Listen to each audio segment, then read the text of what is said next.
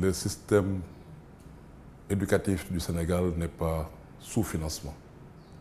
Il a été bénéficiaire de financements assez importants qui font aujourd'hui que nous pouvons considérer le Sénégal comme faisant partie des champions en matière de volume de financement injecté dans son système.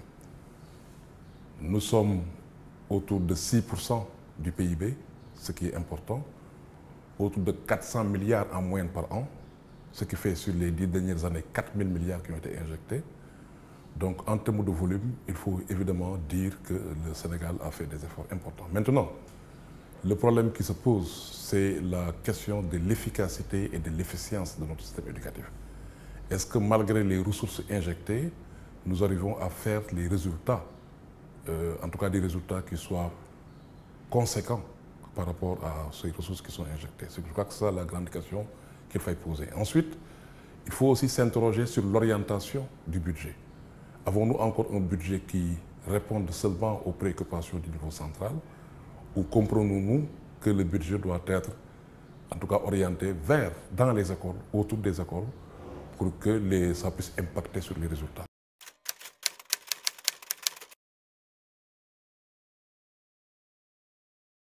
L'efficacité se mesure par rapport aux résultats obtenus. Et nous pouvons considérer l'efficacité interne comme l'efficacité externe.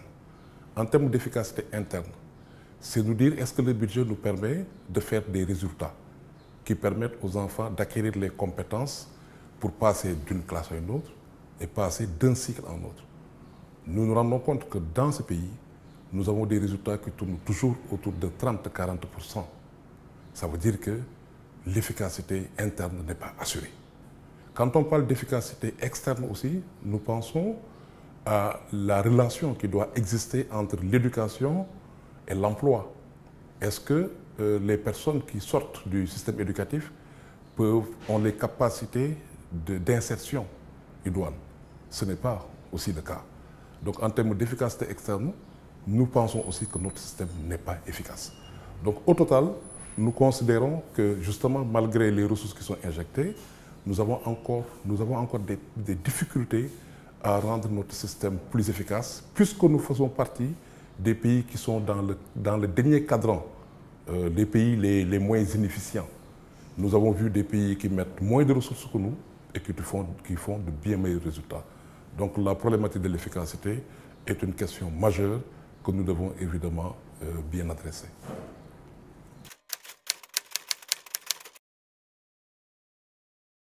Nous pensons qu'il faut nous orienter, vers une véritable décentralisation de l'éducation. Comment faire en sorte que le niveau local puisse avoir plus de pouvoir, que les ressources soient mieux ressenties au niveau local?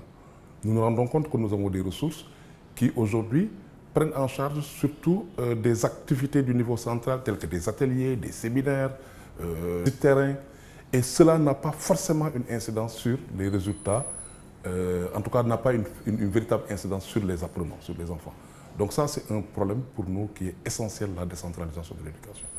L'autre aspect pour nous qui est fondamental en termes d'orientation du budget, c'est qu'il nous faut avoir des budgets qui vont là où on en a le plus besoin.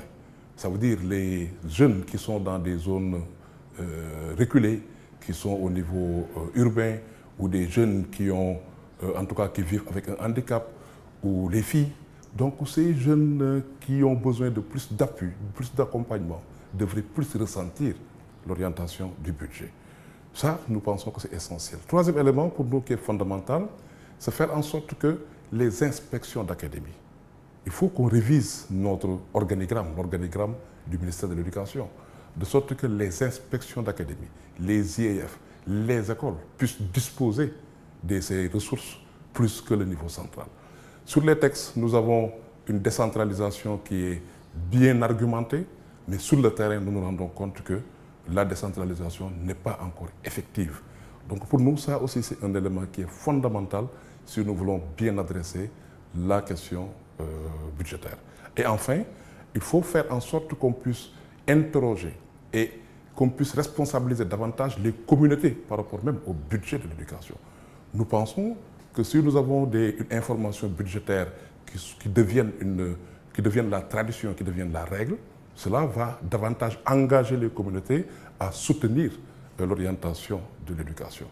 Et l'information budgétaire fait défaut, en tout cas l'accès à l'information budgétaire fait défaut, et donc de ce point de vue, il va falloir évidemment qu'on fasse encore plus d'efforts. Ça pour nous c'est un problème qui est fondamental et pour lequel nous devons évidemment continuer à croire qu'il nous faut aller dans ce sens-là. Enfin, il faut aller aussi dans le sens d'un financement innovant.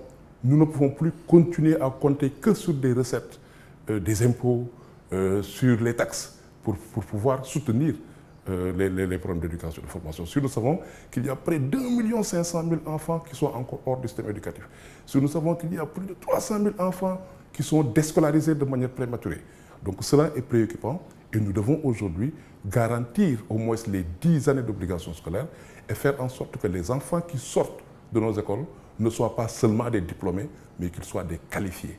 Et donc c'est ça qui, aujourd'hui, doit nous, en tout cas, faire réfléchir sur l'orientation du budget en lien avec l'orientation du système éducatif. Et enfin, nous le disions, il serait essentiel qu'on puisse mettre en avant les multiples innovations, les bonnes pratiques qui sont déroulées et développées par les diverses organisations que nous sommes, y compris les services du gouvernement.